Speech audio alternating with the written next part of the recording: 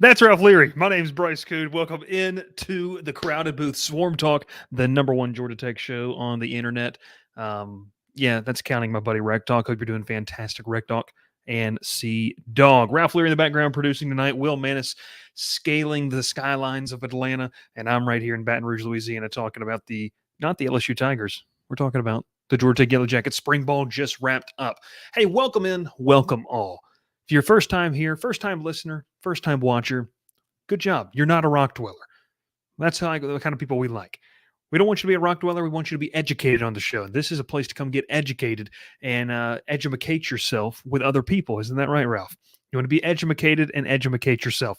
Hope everyone is doing well and is locked in for tonight's show. If you're watching on Twitter, Jonesy says, who thinks Bryce will ever be on time? Who knows? Truthfully, who knows? I do want to say this, though. It's going to be a lot of fun to talk about this tonight. A loaded, jam-packed show with some intel that's going to be a lot of fun to talk with as well. My name is Bryce Koon, host of the show. Make sure you subscribe to the YouTube channel. Make sure you like the video. If you're on Twitter, follow us over there on Twitter/X. And also, too, let's go ahead and plug two things. First off, our presenting sponsor. You see him right up there, section 103. It's a little chilly tonight, but you see I got the Welcome to the ATL shirt on. You got to check out section 103, the best Georgia Tech gear that you're going to find out there on the market. Ralph, somebody is definitely going to clip me trying to pull that hoodie down, and that's going to be a clip, but that's okay. That's okay. Hey, section 102, section 103, not 102. 103 is fantastic. Good friends, partners of the show, and our presenting sponsor of our Georgia Tech show, more comfortable in the club seats. You can use code Crowded Booth for 10% off your first order. All right, let's hit that thumbs up button like my man Matt down there says, and you can also check out to support the show. Maxwell's on my case because I still haven't done this yet, but we will be getting this out. Kind of a video explaining what we're trying to do here. You click that GoFundMe link right there that Ralph's put up. You can also find it down in the description of the video below or on the podcast if you're listening on Apple or Spotify. And you can kind of help support what we're trying to do here. It's completely up to you what you would like to put in there. Hey, but it helps us do some really, really cool things. And you'll kind of see a full description. We'll have a video coming out later on the channel, kind of more explaining what we're doing as we really start to push forward this fundraising campaign. Big shout out to Maxwell. Big shout out to Ralph and Will as well on that. Let's dive in. Spring game is over. And how much fun was that, folks? To see spring football again. Like, how excited are we to watch? How excited are we to watch what could potentially transpire on the field in the fall? We all are. We all are. And look, spring ball is just a taste. It's just a hint. It's almost like they don't sponsor the show, thank God. But Ref, it's almost like LaCroix. We have a good friend, Trent Griner, hails from Moultrie, Georgia, lives in Rome, Georgia now, and he always says that, LaCroix is like the idea of a flavor, the essence of a flavor. Well, spring football is like the idea of football. It's the essence of football. And that's what we're going to talk about here tonight as we talk Georgia Tech, and we excitedly see what they can possibly bring to the table in 2024. Now, we're still a long ways away, not really, but kind of, from that August kickoff date against Florida State in Ireland. Who's going to be there? It's going to be very, very good to do that. Josh Pittman doesn't like it, but it's it is what it is. He doesn't like mine. Guys, we gotta get this because I got one guy that comments on the show. This was a gift. It's a Vince Dooley signed Georgia helmet. Like, that's what it is. I understand. I get it. But we're also repping all the colleges here in the state of Georgia. Valdosta State, you got Mercer, you got Berry, Tech up there on the top. Tech's made the wall. Okay, so that's what you should really be caring about. Let's dive in. Let's talk college football, Georgia Tech, and everything going on. Spring football, the essence, the LaCroix of what the college football sport is. That's what we're calling it here tonight. And we are going to really kind of break down some thoughts from the game. I went back and rewatched it. And unfortunately, we can't do a film review. We'll get demonetized. Ralph, we did get demonetized on Monday night's video, but we had to show some cool clips. So it is what it is. I want to kind of break this down, though, as Ralph hits up the first banner of the evening. The offense looked good, and there's promise. So we kind of go through the spring recap. The reason for promise is year 2 under Buster Faulkner, year 2 with Haynes King as the signal caller. Yeah, I saw those ACC quarterback rankings. I get the interceptions. I understand it. If he tones that down, if he is more careful with his decision making, if he has more legitimate weapons to go to, this offense can be top 15 in the country. They really do have an opportunity, especially as a passing offense with what Haynes King can do with his skill set. He can be a signal caller for an ACC title contender. That is what Georgia Tech can put out on the field at its peak, an ACC title level offense. Now, that might come as a surprise for people who think we're kind of overly negative, but that's my true feeling. At its best, this offense can be ACC title level. You were able to see what Haynes King could do. You were able to see, obviously, you bring back Jamal Haynes. Evan Dickens is going to be in the mix. Trey Cooley is still obviously in the mix. And then you obviously have Anthony Carey, who the stats didn't pop off the paper. But remember, this is a mid-year guy. It's an early enrollee. He's not supposed to pop off the paper in a spring game. As he gets more reps, gets more comfortable, what they want to do, this is an offense that can be amongst the top. Now, you keep kind of going through what they have offensively, and I've got my little pseudo depth chart here. You look at that receiver position, we know who Eric Singleton is. We know that Malik Rutherford can be a guy. Chase Lane, Christian Leary, Jana, Zion Taylor, Bailey Stockton was a guy that we really, really like to see and what he could potentially bring to the table as a part of this offense. The wide receiver room is going to be something to kind of continue to watch. The running back room, Norval McKenzie has done a really, really good job there. The offensive line, I think, is going to be better in 2024. I really like the idea of Ethan McKinney taking that next step as a sophomore. If he continues to improve, that's an all ACC type of tackle that you have on your roster. You're going to be able to have Joe Fusel. You're going to be able to have a guy like Weston Franklin, a veteran there in the middle. And then one of the names, we obviously know Jordan Williams, but Keelan Rutledge, as he continues to get fully 110% healthy, that's a guy that I believe will be starting along the offensive line. Going to be very, very fun to watch. I think that this offense has that, and we saw that in glimpses of what they put on the field in spring football. Now, listen, we are not basing what happened last Saturday for a reason if we were to pick them to win the ACC title. We're doing a lot of different factors because you can't just take a glorified scrimmage and say, all right, this is what's going to happen. But you can take context clues around the situation to be able to infer and make your decision. My decision is that this can be a top 4, top 3 offense in the ACC if everything clicks right, and I have a feeling it does offensively. I'm really excited to see what Buster Faulkner does with this offense. He's got 1 year of comfortability with this group. I think that's going to be massive. You also look at the tight end position. You have Brett Seither. You've got Rylan Goad. Also, shout out Brett Seither, friend of the program. I don't even know if we talked about this, Ralph, used the crowded booth in his hype video with his highlights. That's what you want to see. So Brett Seither, Rylan Goad, you've got young guys there too. I think they still don't have that room where they want it to be, and that's okay. These things take process. It takes time. You've got some young faces there that I think are going to be some fun guys to watch. But I also do believe this tight end room is going to grow. Buster Faulkner has shown the ability to do a lot with a little. He got a lot out of what they had. As they improve, as they're more comfortable, I think that this offense is right where you want them to be coming out of spring. And a factor we haven't really even talked about is the fact that Zach Pyron looked impressive last Saturday. You have 2 quarterbacks that you feel like, and Brent Key feels like, and fans feel like, could go out there and win you an ACC football game. I'm not talking about the games against the FCS opponents, VMI. I'm not talking about the game against Georgia State. No, I'm talking about you have 2 quarterbacks that you feel like can go out and win ACC games. That's huge. A lot of programs do not have that comfortability. They don't have that ability to say, we got 2 guys on the roster that are willing to be here.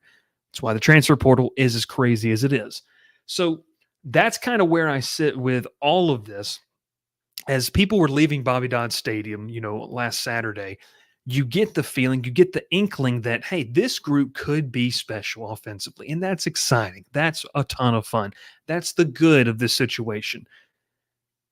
It's not just based on what they did this past Saturday, but it's based on collective thoughts, the idea of continuing to improve and or be where you were last year. It would be disappointing if they did take a step back. I think that it is. I think it's exciting. I think it's exciting to see.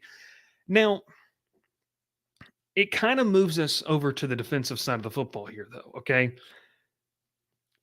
defensively, I have been. If you've been a part of the Discord, you need to join already. I have been super, super high on Warren Burrell, and he showed us why. The guy that was a little bit banged up, I think he's going to be one of your starting cornerbacks. Defensively, Warren Burrell gives you ability to cover. He gives you a physical nature. He gives you length at that position that all plays into the same thing. It's not just he has one, two, or three skills that he can put out there. No, he has all three of them that you can take to be a top corner in the ACC. I love what Warren Burrell brings to the table. Great pickup in my mind, and we'll revisit that during the season. But I really like where they went with this pickup. Burrell showed you that he can be a gameplay kind of guy. He can be a guy that is a game changer on the back end of the defense and can help eliminate, a team's number one or number two receiver. Really like what he brought to the table there. So as you kind of, just look at this whole ordeal. Okay. So you've got him on one side. I've mentioned too that a guy like Rodney Shelley is going to play a role on this defense, whether it's at the nickelback position, whether it's at one of the starting cornerback positions. You've got Amari Harvey there, who has grown and developed after transferring his first year from Auburn to get there. We got to get this comment up here, though, Ralph. We have to address this. Yes, very much so. I think that's actually trademarked now, so I'm not going to say it live on stream. But, we're here, okay? All right, so let's talk Amari Harvey, and we talk obviously Saeed Gibbs is another one that I really, really think they like. The question mark though is okay, corners. You feel like you got four guys. You feel like you have Saeed Gibbs, Warren Burrell, Amari Harvey, and Rodney Shelley. Outside of that, and we're going to talk about this.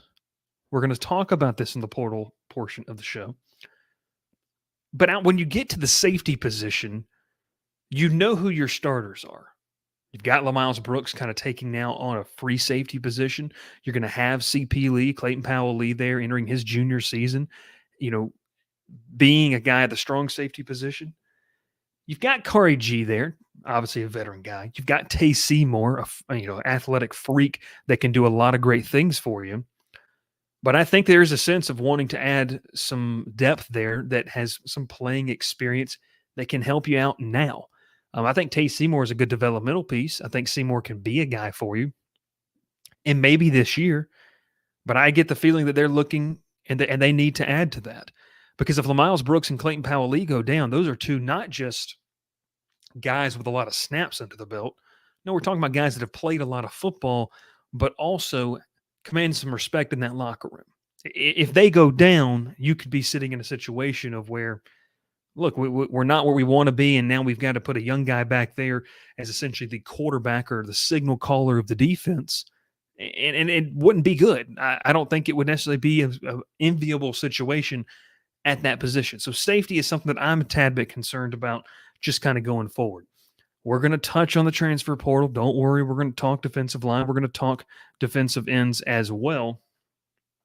But I think linebacker position, you kind of have to feel good about it. Like there's no real option for you not to. You have guys there. You've got Kyle Leaford. You got Trinius Tatum. You've got Jackson Hamilton. Taj Butler, the kid from down here in the New Orleans area. Kid's a baller, and he has apparently really impressed people during spring camp. I think Tajay Butler is going to be one that people really want to watch with his combination of speed and his combination of just overall athleticism of what he's able to do. So I'm excited to watch what he can do. I'm excited to see what he brings to the table. And just overall, it's a freshman player that's probably going to make an impact on special teams, but then be able to turn around and play some snaps, relieve some of those guys on the other side, on that side of the football as well. So Jackson Hamilton is another guy in that presence that I think is going to be very helpful. I think the guys you brought in, they're going to hit better than the guys that you had last year. I think so. Like that's just kind of a gut intuition. I think there's better talent at the linebacker position than there was last season. by logical thinking, not being a rock dweller, you should be able to infer that that means this position should be better. Now, we're going to talk defensive line in the portal portion, but I did want to hit on this, before we kind of move into that. And Ralph, yes, we're going to talk with our good friends over at Dr. Squatch right after this. The telling signs of a defense feeling good about them, or just feeling good about a defense, is here for me. One-on-ones are fun to watch. One-on-ones favor the offense, by the way. One-on-ones are fun to watch. You have to understand it's going to be a vanilla scheme that Tyler Santucci's putting out there. He's not going to put legitimate stuff on film for Florida State to go and look at before that game. That's just not going to happen. So they're running primarily base sets. They're not going to get super creative with that. The biggest thing for spring practice and a spring game, okay, is, do guys understand where they are supposed to be and when they're supposed to be there? That is the biggest thing that you can take away. And I left watching that game thinking, yeah. Because look, guys, we watched, film last year. Guys and gals, folks, children of all ages, whoever tunes into this show. We watched this group try to do what they did last year in some form or fashion, and it really necessarily didn't work out how you wanted it to. You didn't really have guys in the right spots at the right time. You cannot let that happen again. So I think leaving spring football for Georgia Tech, you were able to sit there and say, okay, a lot of the plays they're going to tag off. They're going to make some tackles here and there. But it's understanding, I see what we're doing on the whiteboard. I see what we're doing in practice. I see what we're doing in the film sessions, and I'm translating it out there. I've mentioned him multiple times in the show. That's where I think Warren Burrell comes into play here. I think Burrell's the type of guy that can be a leader and a catalyst, ask the right questions in that room for guys to soak and understand. So I really like the idea of them feeling comfortable with what they're running and being able to be in the right place at the right time. Those are a couple of things that stood out to me at the very least about this unit, what they could do. Because you leave the spring game and, yeah, you're going to look at who had the most tackles, who made the highlight plays, and those things are fantastic. They're great. But, folks, this is a glorified scrimmage.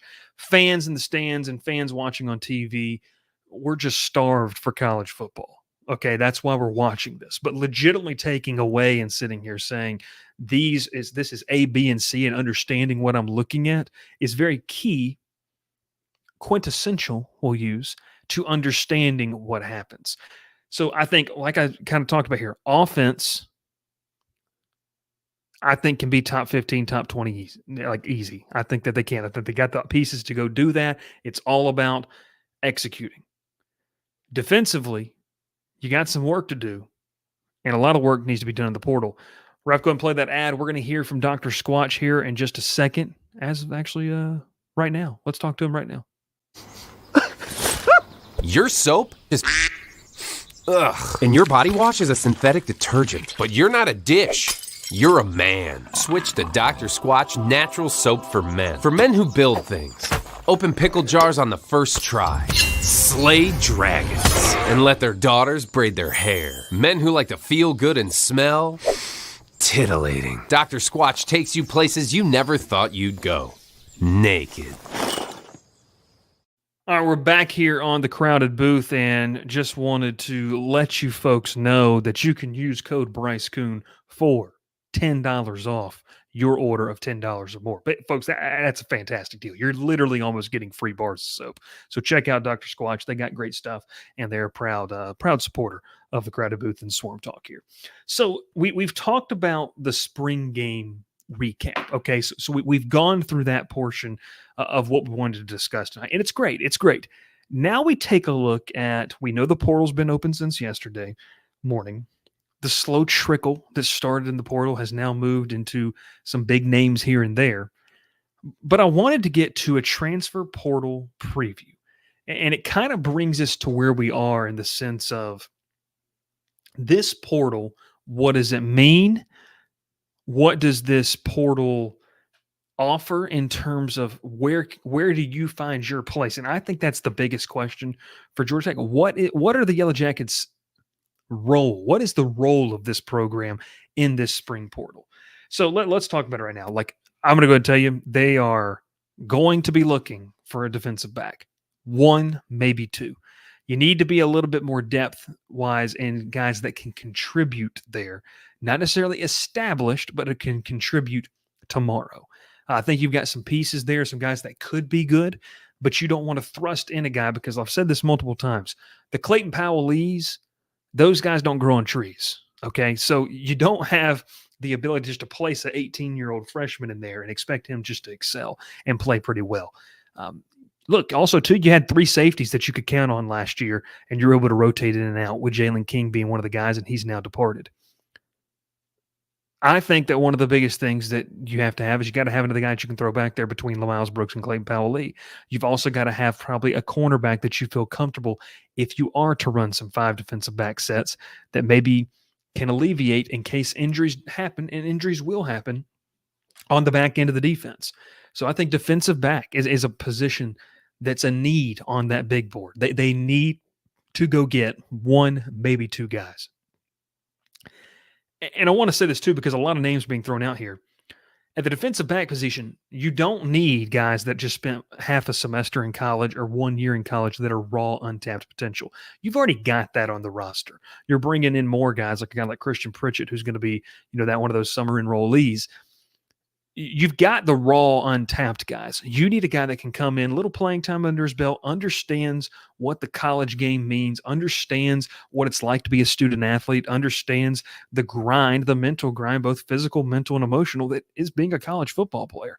That's what they need, and who has some snaps under his belt, has contributed at a certain level. So I think that it's really, really important for overall this group to say, hey, we probably need to shore this up. We like some of the guys on the front end, but I think it's going to be very, very interesting. Ralph, I want you to star Jonesy's latest comment. Now, I got it, actually. I got this.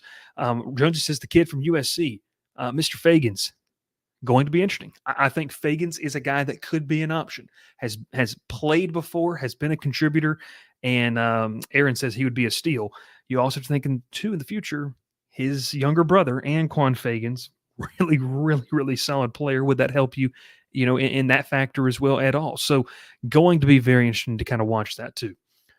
All right, so we talk about the defensive back position. Let's move to the defensive line. So this is the position, and go ahead and get your questions in here. This is the position that people woke up this morning saying, you know what? We needed to add here. We need to get a couple pieces.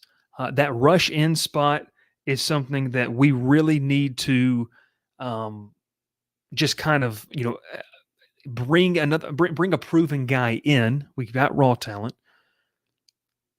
And then Jack Barton into the portal. Then Eddie Kelly into the portal. Io Tafasi entered the portal. So you've got now a defensive line unit, and I want to be really understanding of how I kind of phrase what I'm going to say here.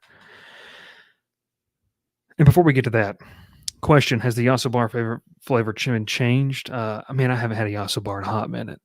I would like to eat one live on stream, although I don't think Ralph would like that. Too much ASMR action. The defensive line is the most glaring need out there. And I want to paint this picture for folks. Offensive line and defensive line is always going to be a pretty penny. It's always going to be a premium in terms of that NIL value on the transfer portal market. Because the ability to have homegrown offensive line and defensive line talent is rare. To be able to be 8 deep on both sides of the ball is really, really, really rare. And if you can develop and keep those guys, then that is a hot commodity. It's a valuable commodity. Georgia Tech doesn't have that. Now, that's not a knock on Georgia Tech. It's an issue for tons of programs. That's why you're seeing, folks, guys enter the portal. And I even tweeted this out today. You're seeing names enter the portal of guys that I strongly believe maybe they were thinking about it, but once they start getting whispers here and there of the potential opportunities, financial and playing opportunities that the portal market can offer for a contributing defensive lineman, edge or interior, that pushes them over the edge because of the opportunity. That opportunity cost, well, they weigh the potential more than what they currently have.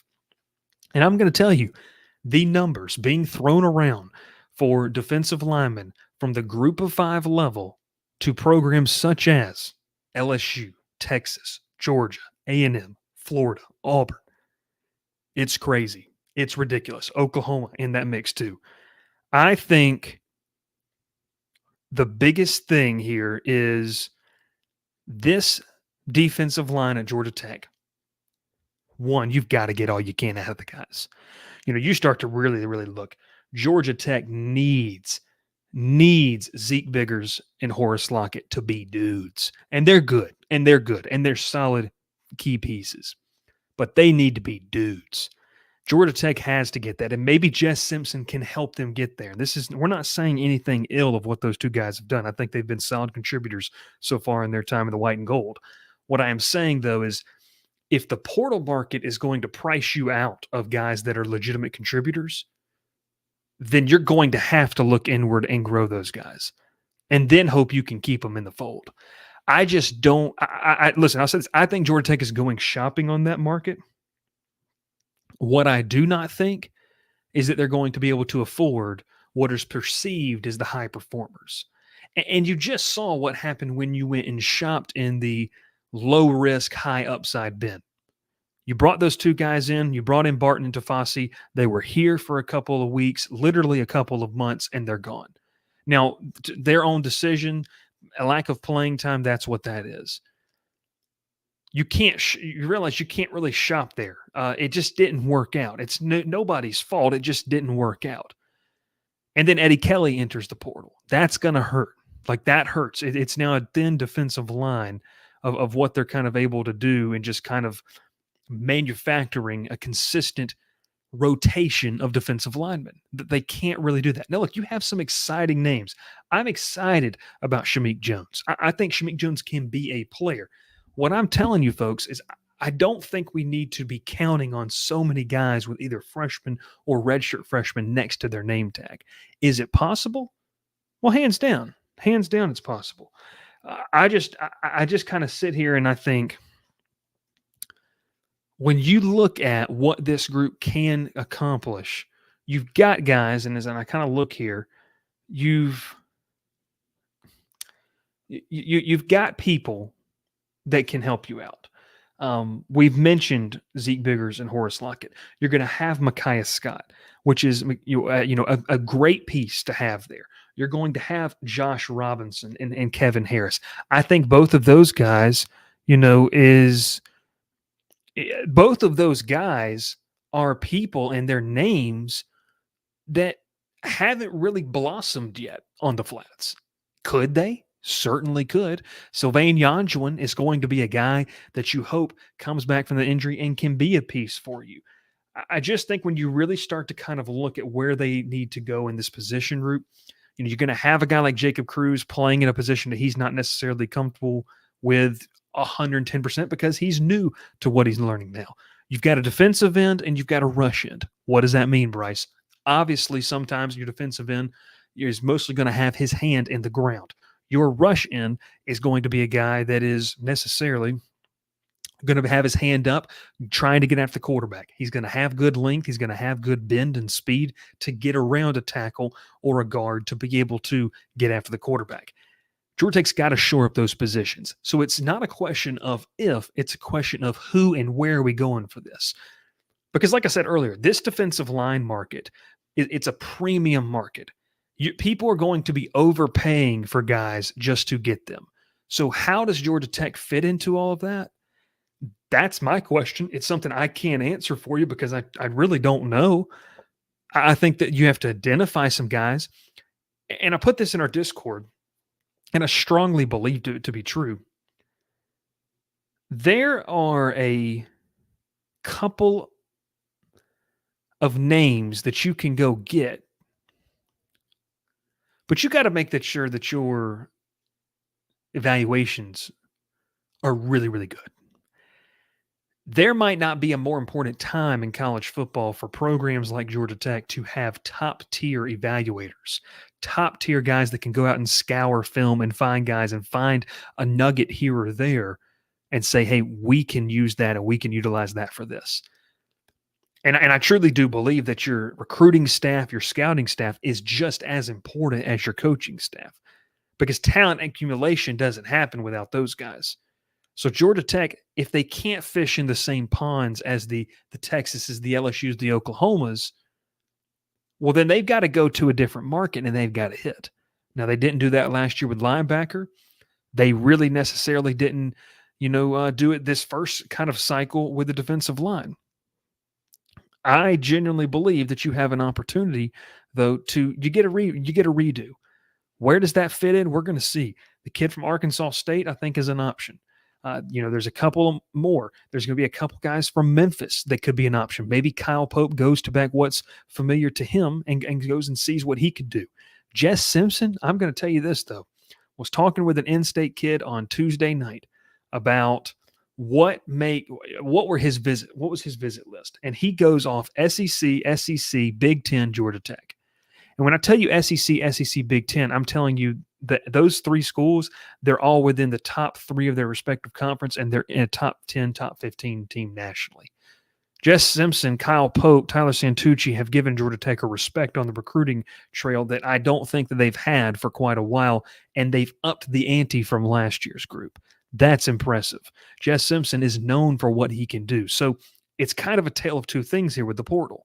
You either have to have a combination of Santucci and Jess Simpson and all of that group to be able to go out and identify guys and find under-the-radar guys along with your personnel department. Or you look at the guys that are in that room right now and say, we got to get you from just being guys to being dudes. Once again, not a knock on what they have in the room. I think that there's an ability there. I just think that you cannot add any more raw pieces to the puzzle.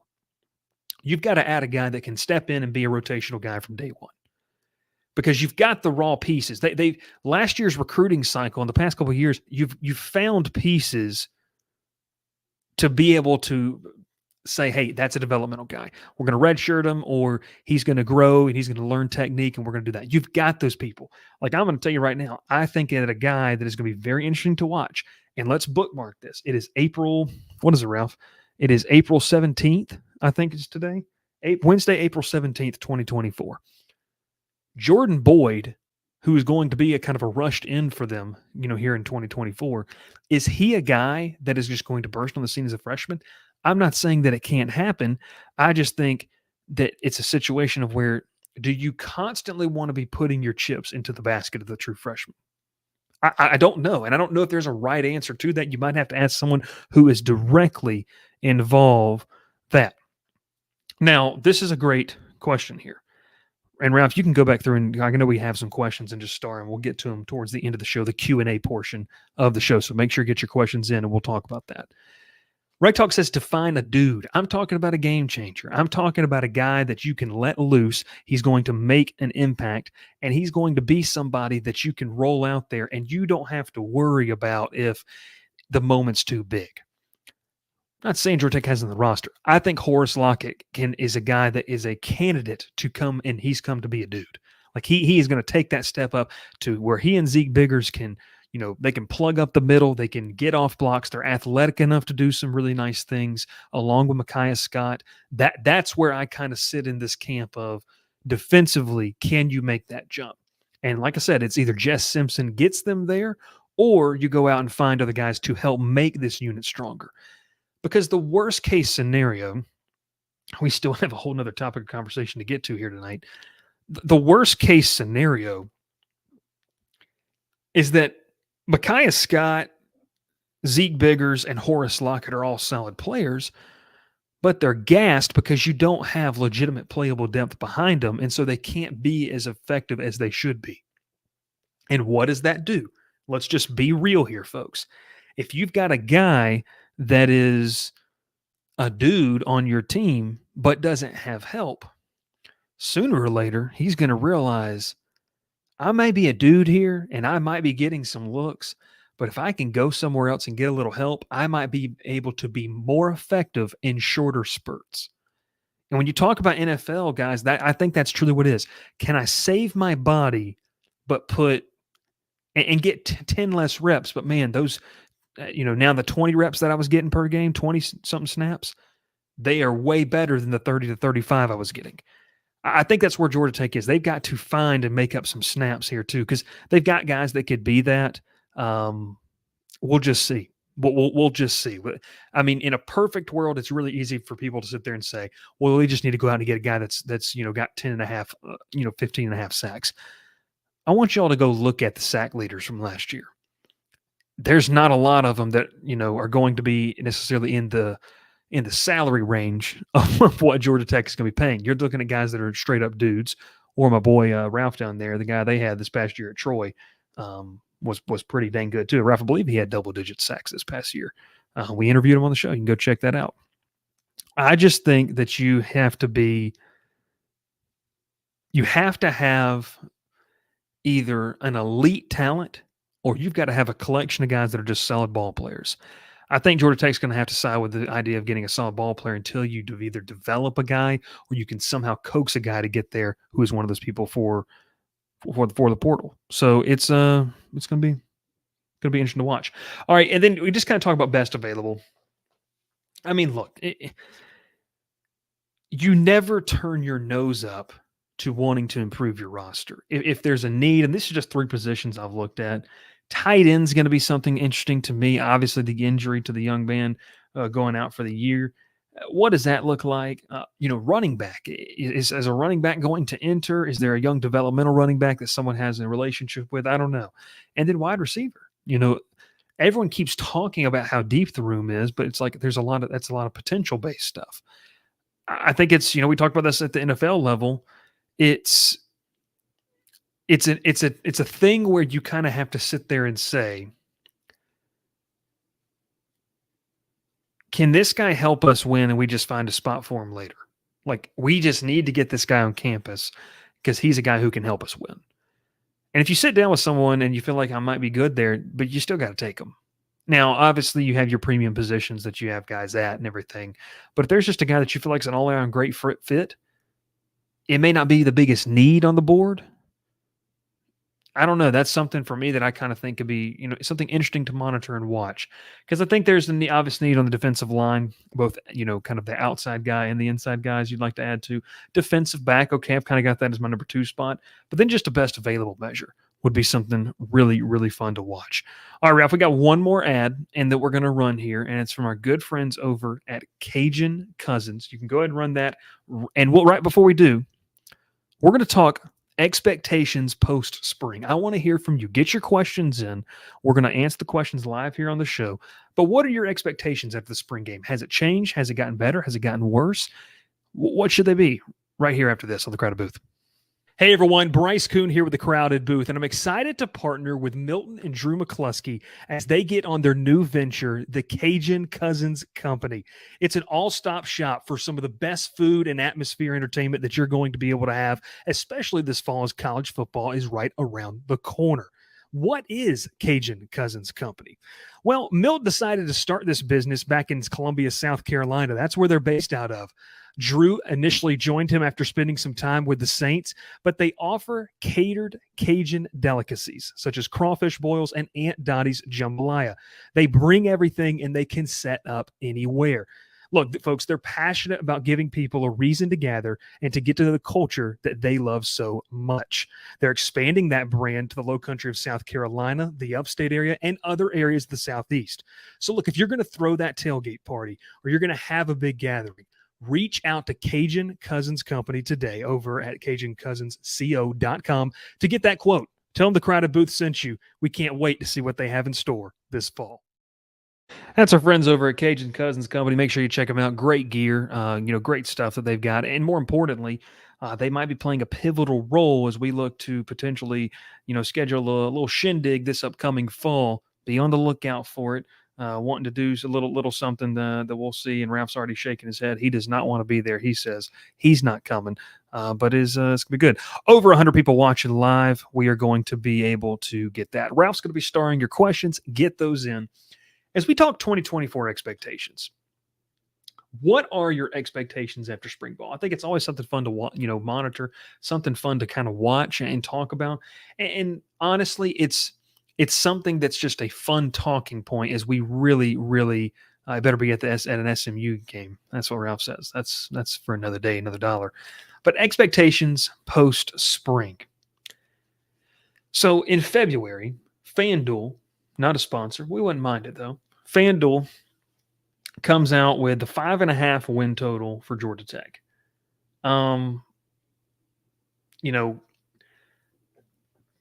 Last year was 4.5. Tech hits the over. 5.5 this season. And I will tell you this, I don't think it's crazy. I'm taking that over though. I will tell you that. So I look at this schedule and shout out Justin Klingel, because Klingel put out a really good point on the Discord. Make sure you join the Discord chat if you have not already. Down in the link below, whether you're listening to this or watching it after the fact or watching live, you can find that. The schedule on paper here is one where I think you've got a legitimate chance, and this is going to make Ralph and Will just squirm. I kind of agree with Justin Klingel. The only game that I think would be daunting to say is winnable is Georgia. Outside of that, there's a path that you beat Notre Dame. There's a path that you beat Miami. There's a path there where you could beat Florida State. There's a path where you go, up to L&N Stadium. Didn't they used to be called Papa John's Arena or what stadium or whatever for Louisville? There's a path to where you beat NC State. The only game I have trouble saying right now, and it's just because they're the best program, one of the best run programs in the country, is going to Sanford Stadium the Saturday after Thanksgiving. Outside of that, you're looking at 11 games that right now I feel like are all winnable. Now, here's the problem: is defensive line's an issue. And if those guys don't step up like we talked about, it could be a long season. It's a big boom or bust potential, I think, with that 5.5. Kind of mark. But the expectations, we had a couple of really kind of good stuff here that I thought was, that I thought was important. So we kind of start with this. 5.5 is the over/under win total. Okay, cool. That's good to know.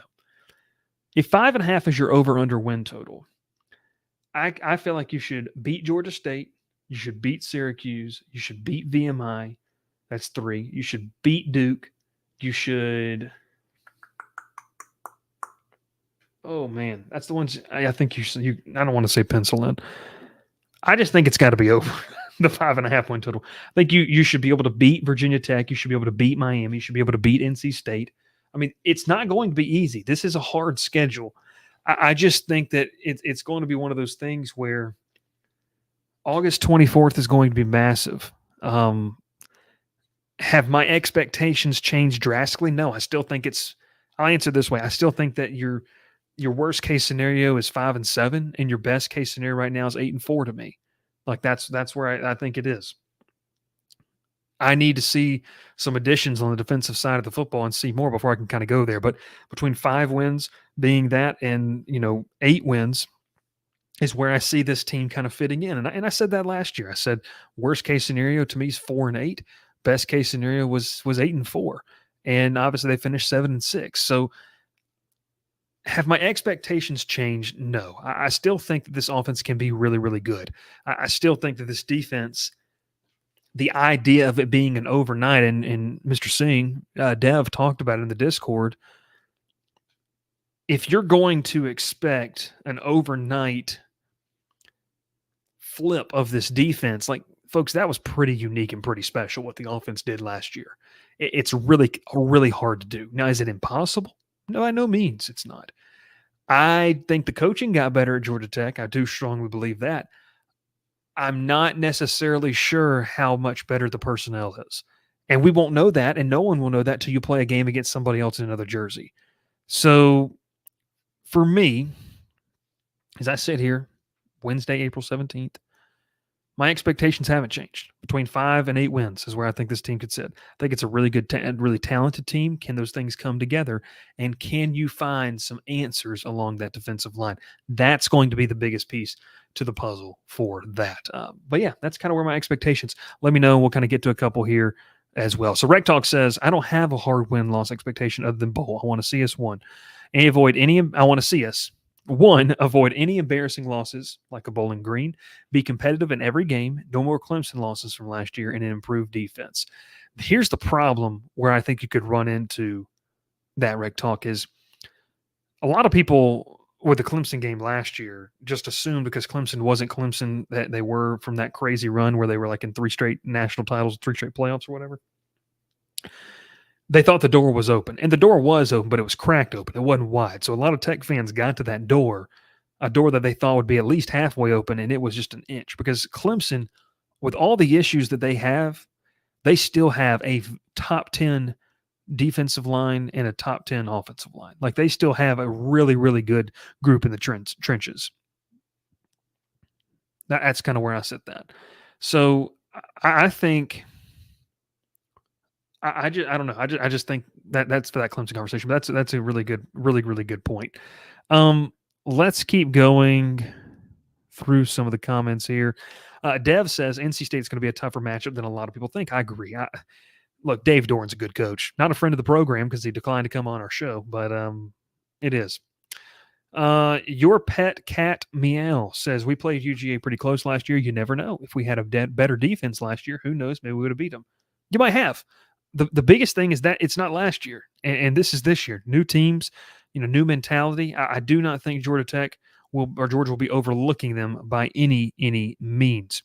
Jonesy says expectations: top 20 offense, top 50 defense, no less than 9 wins or a season is a failure. I wouldn't go that far because I think that sometimes growth is not also always linear. I think if you can get to 7 wins regular season, you win an 8th game. Let's say you finish 8-5 with a bowl win over a quality opponent. That is growth. Now you have back-to-back winning seasons. You can go back on the recruiting trail and say, well, hey, we're really building something that can be in the top half of the ACC. That's what I think. Your pet cat meow says, how long do you think it will take to find a Russian? So let's kind of set the standard for this. The portal is going to be open for 2 weeks. Guys that are in there don't have to make a decision within that 2-week time frame. I think that what's going to happen is the top heaviness of the defensive line unit, the rush end unit, is going to – this is what is going to happen. And maybe this is too – and I'm sorry for not answering your question correctly here, but maybe this is too simple. But Georgia Tech is either going to spring on something quick or they're going to let the dust settle. I would rather them let the dust settle because I think there's a lot of high bidders in the market right now that are going to overbid, and Georgia Tech can't play in that. And so I think what you don't want is them to panic and settle. And I don't think they will. Brent Key has been I don't think they will do that because Brent Key has been very methodical about how he has made nearly all of his decisions.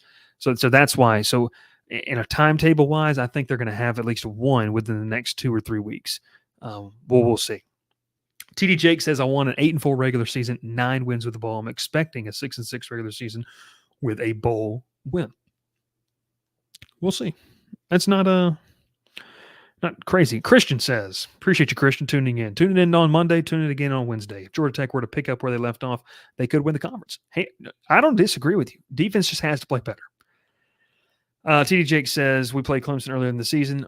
I'm guessing you're referring to last year. We have a much better shot of beating them. Then he says they won 5 straight to end the year. Going to be very, very interesting. I don't mind that. Keep getting to a couple questions. Ralph walked away from me. That's okay. Dr. Bob says we need the Penn State guy to be a dude. Yeah, I don't think that's completely out of the realm of possibility there. We'll get to this last one right here, and then we'll end it for the evening. He said, my view is that we are still absolutely in the right direction, but the reality is, and it's been said on this podcast, that we need to win like right now. That means figuring out this defense at least a little. Andy, I completely agree with you. The pressure of winning right now has never been higher.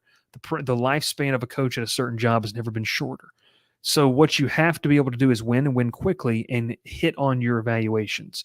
Brent Key did a really, really good job, and I've said this multiple times, of leveling the boat. He's steadied the boat. The boat was rocking. The boat was tipped over. The boat was taking on water.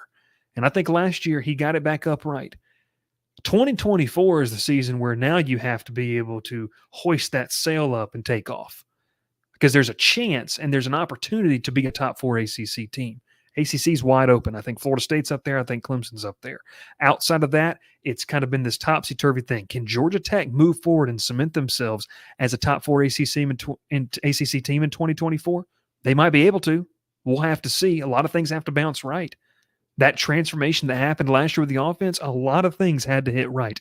You get lucky with some breaks, but you also are able to execute. They did a really good job in that. Defensively, can you expect that to happen just because it happened last year with the offense? I kind of always thought that was a tall ask, but we'll see in 2024. Defense definitely has to get there. But really, really good comment there, Andy. And I wanted to make sure we get that one there too. John Burns says 9 wins. Jonesy says, what is the number of viewers? We're over 112 people watching live. We appreciate that. Going to be a lot of fun. TD Jake says, I can't wait to follow along in the Discord during the FSU game. It's going to be top tier entertainment. Going to be a lot of fun. And it's a big reason why we want you to subscribe to this show, and just a couple of different things that we're, going to do. Cannot forget a big fan. She doesn't hop on the live shows very often, but man, she is dedicated to Swarm Talk and what we do here. Nancy Pye, thanks so much for tuning in, Nancy. Got to win against UNC and the Minister of Mayhem. That's a good one. You're not wrong. But hey, want to tell you thanks so much for supporting the show, liking the show. And all we ask of you, the bare minimum, is if you're watching on YouTube right now, just go down and hit that subscribe button. Completely free for you to do. It helps us. Like the video. And look, we know you're Georgia Tech fans. We know you have friends that are Georgia Tech fans, family. Share the show with them. Talk with them. Say, hey, we got this guy. He likes to talk Georgia Tech football. We have a good time. It's going to be very, very interesting and kind of fun to watch there as well. I'm excited. I'm pumped to see what we can do, especially this fall. And we're going to be rolling out some recruiting content, some recruiting podcasts, some recruiting shows, especially as that heats up. And kind of my thoughts on, I kind of like what Georgia Tech's done to open up the 2025 class. They found the quarterback. They found an offensive lineman. They found that defensive end. And it's been a lot of fun. My name is Bryce Koon. Ralph Leary in the background. Thank you so much for watching and getting your comments in. Entertaining. It's been a great show. We're going to catch you next week once again. Going to get a nice little special episode we're going to be able to record this week, and we're going to put out early next week. But man, if you want to know what we're doing, subscribe to the channel. Ralph, put up that link one more time before we get out of here. If you want to support the show, if you want to be able to kind of do everything that if you want to see more of this, and if you want to be able to help support us, we would really, really love it if you just click on this link right here Ralph's putting up. It's a GoFundMe link. All we're doing is we're going to grow this platform. We're going to grow. We could not do it without you. This has been a fun hobby. This is obviously kind of turning into something we really want to continue to do and build upon, though, further than that. Shout out to Maxwell for helping us with that. Shout out to Ralph and Will as well. My name is Bryce Koon. This is Swarm Talk. Make sure to hit that subscribe button. Thanks so much for listening. We'll catch you next time here on Swarm Talk, brought to you by the Crowded Booth. Pile in here and make yourself feel at home. The Crowded Booth is coming on. The Crowded Booth with Bryce Koon.